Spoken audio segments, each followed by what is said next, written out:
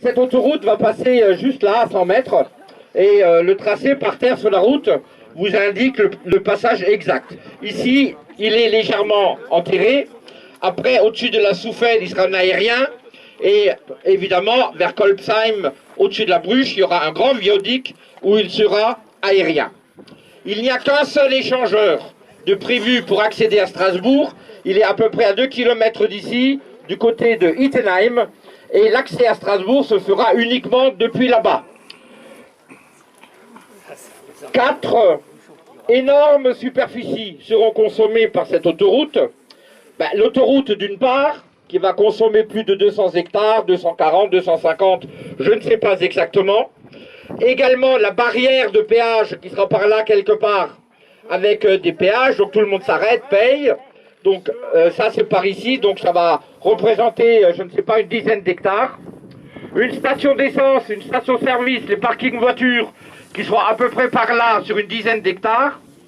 Un parking poids lourd supplémentaire pour la sécurité des poids lourds, encore 5 hectares supplémentaires, encore par là-bas. Et le paysan qui pleure, il est là-bas. Il est là aussi. Ils sont là. Alors il y a 3 raisons pour lesquelles les gens éclairés comme vous dites non au GCO. 3 motifs principaux. Le premier, évidemment, c'est un motif environnemental. Cette question concerne bien sûr la consommation de foncier, mais aussi le fait qu'il va falloir mettre en place des mesures environnementales. Vous n'ignorez pas que pour des raisons de consommation de CO2 et également pour ce qu'on appelle la zone hamster, eh bien, dans ces compensations environnementales, il faut, pour 1 hectare consommé, il faut fournir 2 ou 3 hectares supplémentaires de compensation environnementale.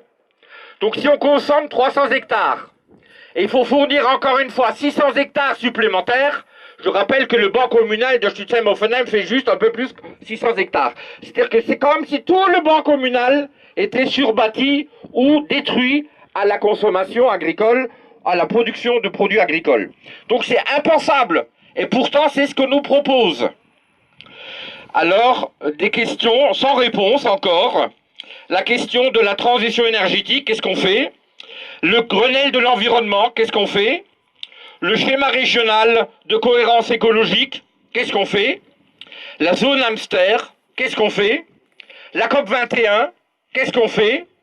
Est-ce que toutes ces problématiques sont-elles prises en compte? Le deuxième point pour lequel nous disons non, c'est la question de l'accessibilité à Strasbourg.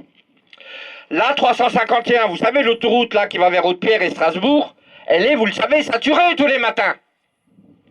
Eh bien, avec le GCO, cette autoroute sera sursaturée, puisque le seul accès à Strasbourg, ça sera pour l'échangeur de Ittenheim, donc les gens du Nord. Ils vont payer pour prendre l'autoroute pour aller à Strasbourg. Les gens du Sud, ils vont payer l'autoroute pour aller à Strasbourg, mais l'autoroute, elle est déjà pleine. Donc on va sursaturer cette autoroute. De plus, le transport en site propre ouest que nous demandons, il sera sur les bandes d'arrêt d'urgence et donc impossibilité d'élargir cette autoroute. Conclusion, plus de bouchons. Conclusion, plus de pollution. Conclusion, le GCO ne sert à rien. Enfin, le dernier point.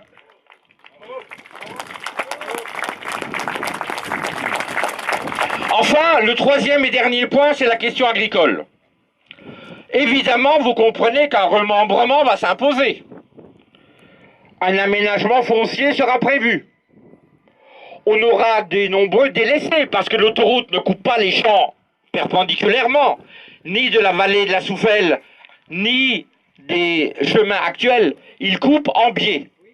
Or, lorsque l'on coupe les champs en biais, il y a en plus un certain nombre de délaissés. Il faudra refaire tous les chemins. Il faudra faire un remembrement. Qu'en est-il des questions d'eau? Qu'en est-il des questions d'irrigation? Qu'en est-il des compensations économiques pour les agriculteurs? Il y a 2600 parcelles concernées par le GCO et des centaines d'agriculteurs concernés par le GCO.